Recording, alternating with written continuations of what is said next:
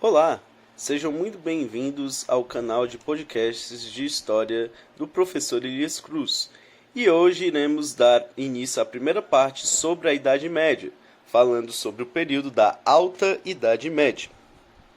O Ocidente medieval nasceu da conjugação de três fatores que se influenciariam mutuamente ao longo dos séculos: as heranças romanas, as heranças germânicas e o cristianismo. Entre as heranças romanas temos o caráter sagrado da monarquia, ou seja, a ideia romana de que o monarca era sagrado, e isso perdurou por toda a Idade Média.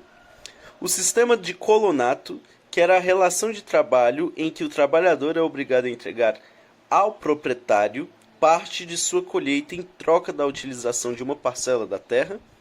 E entre as heranças germânicas temos o comitatus, que era um bando formado por jovens guerreiros que juravam fidelidade a um chefe, o direito consuetudinário, isto é, baseado na tradição e dos costumes, e o último grande fator e herança foi o cristianismo, que por sua vez foi decisivo na formação do Ocidente medieval, pois propiciou a ligação entre romanos e germanos e deu unidade à civilização medieval. Os achados arqueológicos indicam que os germanos eram povos guerreiros, e as fontes escritas informam que eles valorizavam a disposição para a luta, a fidelidade e a coragem nos campos de batalha. Eles foram imprescindíveis para a queda do Império Romano Ocidental, sendo que esses jovens guerreiros formavam um bando comandado por um chefe ao qual prestavam juramento de fidelidade. Ao se envolverem em constantes guerras, os chefes desses bandos foram ganhando riqueza e poder, e alguns deles foram se tornando reis. Depois de um longo processo em que se alternavam migrações e invasões, os povos germanos se instalaram nas terras antes pertencentes aos romanos, e lá fundaram vários reinos independentes, entre eles o reino dos anglo-saxões, o reino suevo, o reino visigodo, o reino da Burgúndia, o ostrogodo, reino vândalo e o reino franco. Um desses reinos, dentre todos eles, foi o que se destacou mais, que foi justamente o último que citei, o reino franco. Depois de atravessar o rio Reno, os francos se estabeleceram na Gália, trazendo com eles suas crenças e seus hábitos guerreiros. Enfim, sua cultura. Nos primeiros anos do século V, uma disputa armada entre os próprios francos levou ao poder um chefe militar de nome Clovis, o primeiro da dinastia merovingia, nome esse em homenagem a um ancestral de Clovis chamado Meroveu. No poder, o rei Clovis estabeleceu a capital de seu reino onde hoje fica Paris, e à frente de seus guerreiros, conquistou o reino da Burgúndia e tomou terras dos visigodos e dos ostrogodos. O sucesso do expansionismo franco não se deveu apenas à perícia dos seus guerreiros, mas também e principalmente à aliança do rei Clovis com a igreja cristã, solidificada em 496 quando ele se converteu ao cristianismo, sendo batizado. O Estado como entidade política, tal como conhecemos hoje, era desconhecido dos francos. Na visão deles, o reino era propriedade particular do rei. Esse modo de ver acabou tumultuando a administração do reino e facilitando a ocorrência de uma série de traições seguidas de assassinatos de membros da realeza. Além disso, os sucessores de Clovis dedicavam boa parte do seu tempo a festas, passeios, torneios de esgrima e caçadas, tornando-se conhecidos por isso como reis indolentes. Esses fatores colaboraram para o enfraquecimento do poder real e para a passagem da administração do reino às mãos dos conhecidos por majordomos, que eram funcionários do Palácio Real. Um desses majordomos, Carlos Martel, e seus guerreiros conseguiram barrar o avanço dos árabes muçulmanos na Europa Ocidental, vencendo-os na Batalha de Poitiers em 732. Com a morte de Carlos Martel, seu filho Pepino o Breve, que era assim chamado por causa de sua baixa estatura, deu um golpe, aprisionou o legítimo herdeiro do trono e proclamou-se rei dos francos. Com isso, iniciou uma nova dinastia, chamada mais tarde de Dinastia Carolíngia, em homenagem a seu principal representante, o rei Carlos Magno, que era filho, justamente, de Pepino o Breve. Mas, continuando a falar sobre Pepino, ele, como rei, em troca de ajudas militares contra bizantinos e lombardos, ele ofereceu à igreja terras na Península Itálica e transferindo o poder ao papado em Roma. Pepino Breve e seus guerreiros invadiram então a Itália, venceram os lombardos e bizantinos ali instalados e em 756 doaram à igreja parte das terras conquistadas. Dessa doação originou-se a entrega dos estados pontifícios, estados da igreja esses que se mantiveram incorporados aos domínios do papado por mais de 1000 anos. E hoje o que restou foi o Estado do Vaticano. Sucedendo seu pai, Pepino o Breve, o rei Carlos Magno ampliou e consolidou a aliança com a igreja.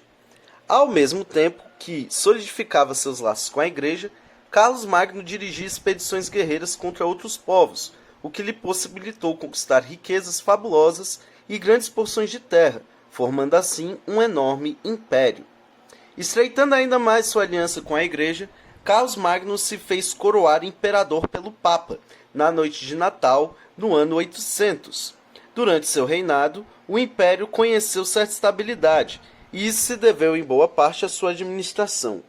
Para melhor controlar o reino, Carlos Magno dividiu em províncias e entregou sua administração a funcionários de sua confiança, condes, duques e marqueses, isto é, nobres escolhidos entre os homens de sua confiança. Os marqueses administravam as marcas, nome dados aos territórios situados nas fronteiras. Os duques controlavam os ducados, os territórios próximos às fronteiras, e eram incumbidos de formar e liderar os exércitos. Enquanto isso, por último, os condes administravam os demais territórios, cobrando impostos e fazendo cumprir as decisões do rei. Com o objetivo de preparar funcionários capazes de administrar o seu reino, Carlos Magno criou várias escolas nos mosteiros, bispados e algumas delas no seu próprio palácio. A escola do palácio, chamada por isso de Escola Palatina, era frequentada apenas pelos filhos dos altos funcionários. Lá eles aprendiam latim, a língua oficial empregada em documentos oficiais, religião, gramática, aritmética, música e geometria. Nessa escola, Carlos Magno reuniu estudiosos de diferentes partes da Europa.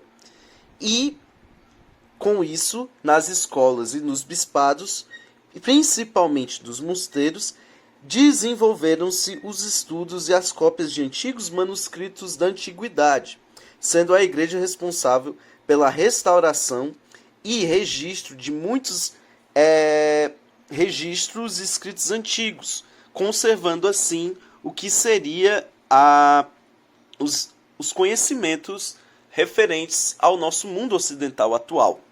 Essas iniciativas dos reis carolíngios, ligadas à educação e ao conhecimento, são chamadas de Renascimento Carolíngio. Durante suas campanhas militares, Carlos Magno fortalecia os laços de fidelidade com seus guerreiros, doando parte das terras conquistadas. Se, por um lado, isso colaborou para fortalecer o exército carolíngio, por outro, favoreceu o surgimento de grandes senhores, com enormes poderes em suas terras, e, consequentemente, o enfraquecimento do poder central. Carlos Magno foi sucedido pelo seu filho, Luís, o Piedoso, que se dedicou mais à religião do que à política, e teve dificuldades em manter a unidade do império. Após a sua morte, seus 3 filhos passaram a disputar o trono pelas armas.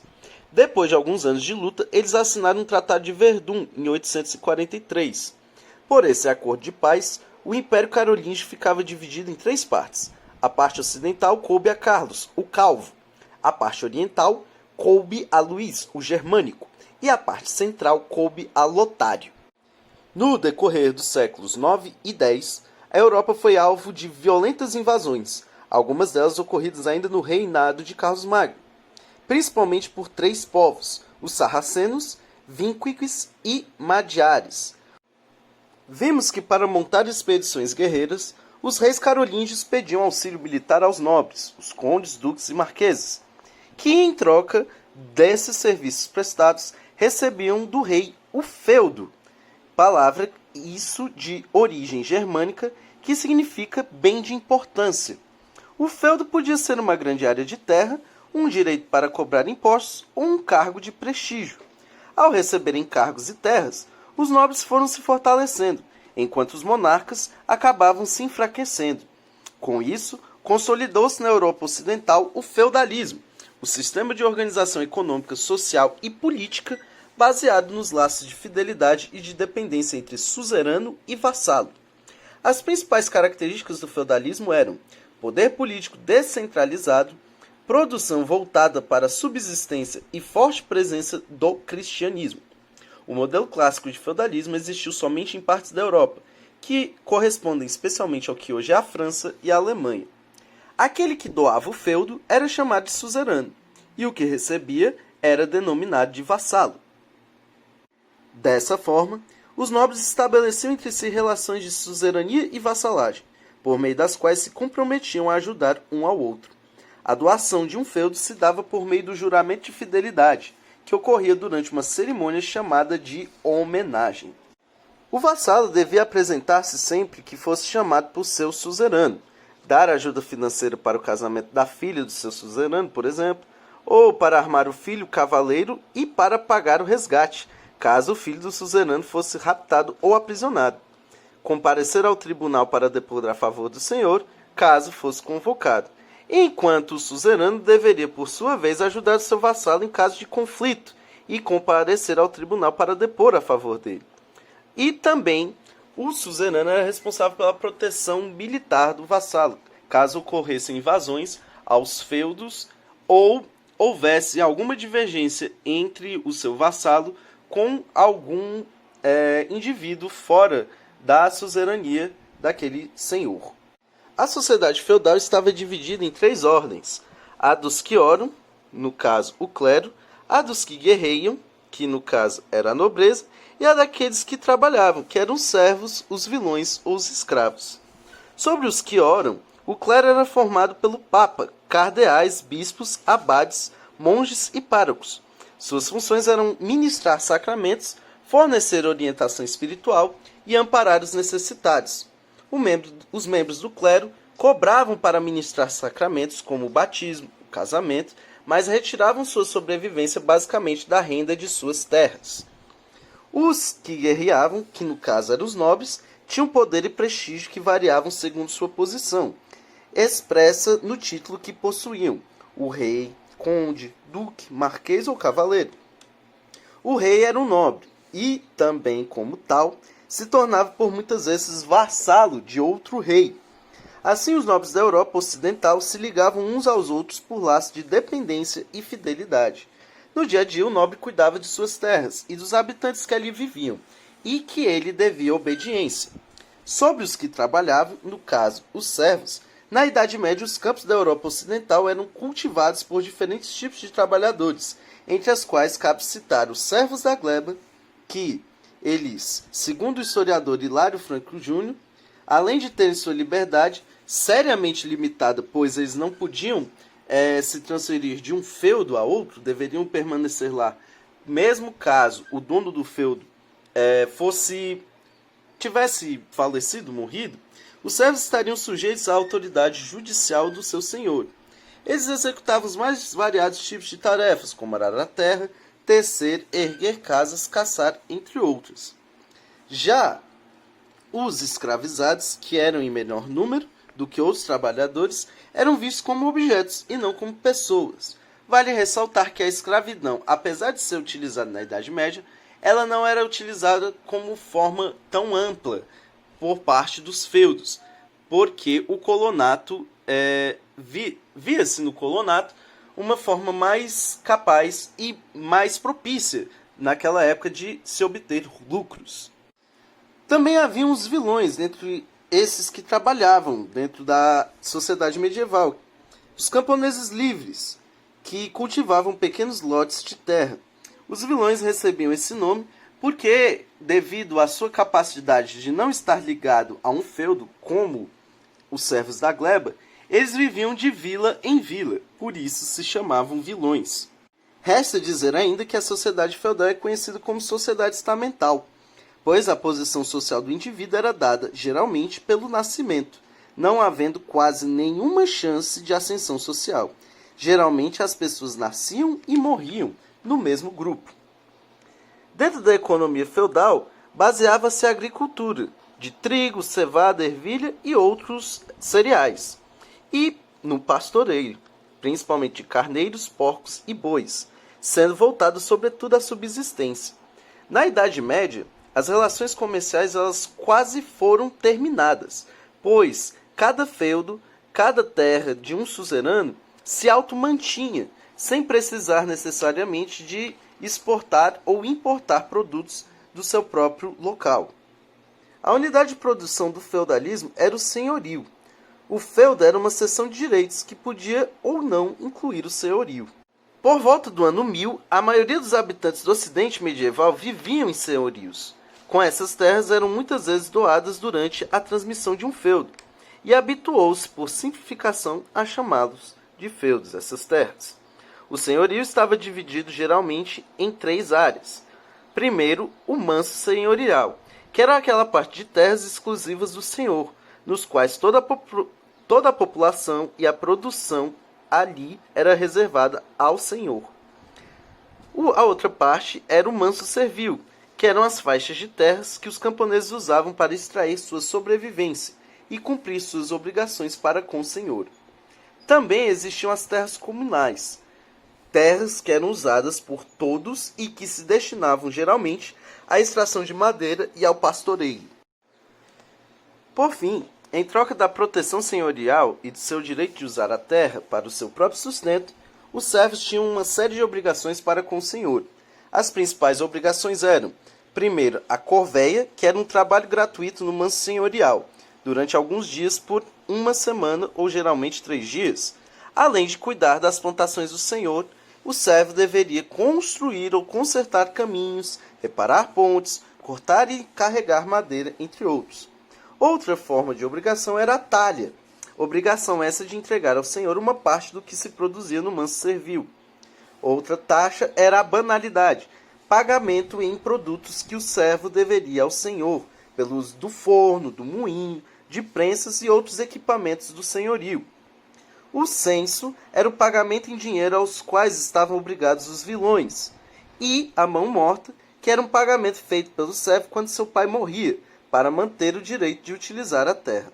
Além de todas essas obrigações, o servo ainda tinha que pagar o dízimo, 10% da sua produção à igreja. Enfim, meus amigos, essa foi a aula de hoje. Muito curioso todos esses termos, todas essas divisões. Tudo isso, principalmente essas questões de maior e menor, vassalos e suzeranos, poder. Essas relações de poder elas são muito fluentes ainda hoje. A imagem que temos dessas relações de poder, elas influem muito no nosso cotidiano. E é isso. Espero que vocês tenham gostado do podcast, do vídeo de hoje. Curtam o vídeo, assinem o canal e compartilhem para os seus amigos esse vídeo, esse conhecimento histórico muito massa, muito legal que estou repassando aqui para vocês. Enfim, valeu!